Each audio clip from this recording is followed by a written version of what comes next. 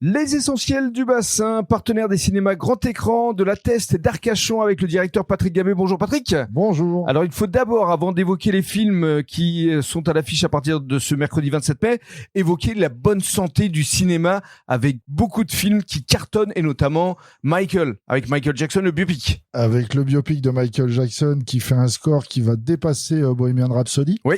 Qui était déjà pour un biopic à un niveau très très élevé. C'est ça. Et puis aujourd'hui, on a plein de films qui marchent bien. On a Prada, on a Juste une illusion, on a Pour le plaisir, Toledano on a Histoire parallèle. Enfin voilà, il y en a pour tous les goûts. Voilà. Et en ce moment, la densité est au rendez-vous. C'est vrai. Et souvent, il y a des embouteillages ici au cinéma, grand écran, notamment à la Teste. On a du mal à se garer. Et à Arcachon, ça marche très bien. Arcachon, aussi. pareil. Ouais. Alors, on va évoquer les sorties de ce mercredi 27 mai avec tout d'abord Mata de Rachel Lang avec Aïdera qui sera dans un autre film qui sort le même jour. Oui, qui a été présidente de la cérémonie, maîtresse de cérémonie à Cannes. Lors de l'ouverture du Festival de Cannes. Ce qui n'est pas rien. Et vis-à-vis de ce film, il y a également à l'affiche Joséphine Japy et Raphaël Personnaz. Et un petit mot pour Aïdera que j'ai trouvé excellente justement dans son rôle de maîtresse de cérémonie. Oui. C'est un rôle pas évident à tenir. Absolument. Alors Mata. Espionnage, thriller de Rachel Lang. Rachel Lang, son précédent film, c'était Mon Légionnaire avec Louis Garrel et Camille Cotin en 2021. Voilà, et Mata,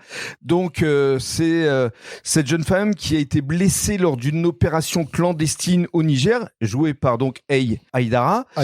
Et elle fait partie du service action de la DGSE.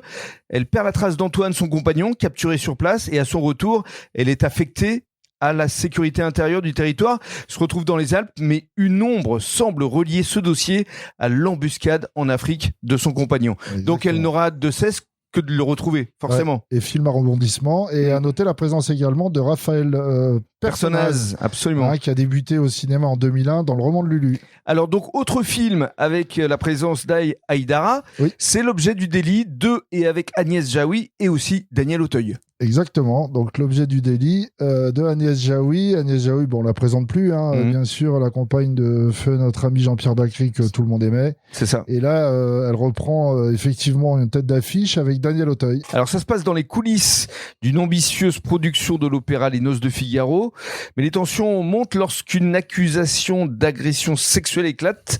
Ça, c'est vraiment dans l'air du temps en ce moment, mettant en péril la production et forçant chacun à prendre position. Les conflits d'opinion et de génération se font jour, et comme toujours chez Agnès Jaoui, le rire n'est jamais loin du drame. Exactement. Voilà, donc ça s'appelle L'objet du délit. Le virtuose, là c'est un thriller signé Daniel Roher avec Léo Woodell, avec Dustin Hoffman. Dustin Hoffman qui fête ses 89 ans au mois d'août prochain. Voilà, c'est quand même à souligner. Inaltérable. Inoxydable. Voilà. Donc le pitch, c'est très simple. Donc il est doté d'une ouïe exceptionnelle. Donc ça c'est le jeune accordeur de piano, donc joué par Léo Woodall, qui voit sa vie basculer lorsque son talent attire l'attention de criminels qui l'entraînent dans une série de cambriolages de plus en plus risqués. Et malgré lui, il s'enfonce dans un engrenage dangereux. D'ailleurs, pour essayer de sauver Dustin Hoffman, qui est malade, c'est pour ça qu'il a besoin d'argent et ça pourrait lui coûter bien plus que sa liberté. Et enfin, on va conclure avec un one-man show. Paul Mirabel, Par amour. Paul Mirabel avec son humour caustique qui est maintenant en publicité. Et il reste encore des places à la vente.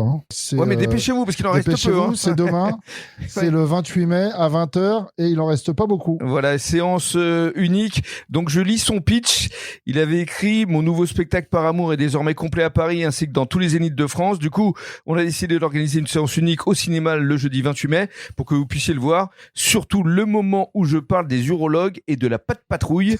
Donc n'hésitez pas à acheter un petit popcorn sucré au guichet. Installez-vous confortablement sur votre siège et profitez bien de votre séance de rigolade au cinéma grand écran. Ça va de soi. Merci beaucoup Patrick. À la semaine prochaine. À bientôt.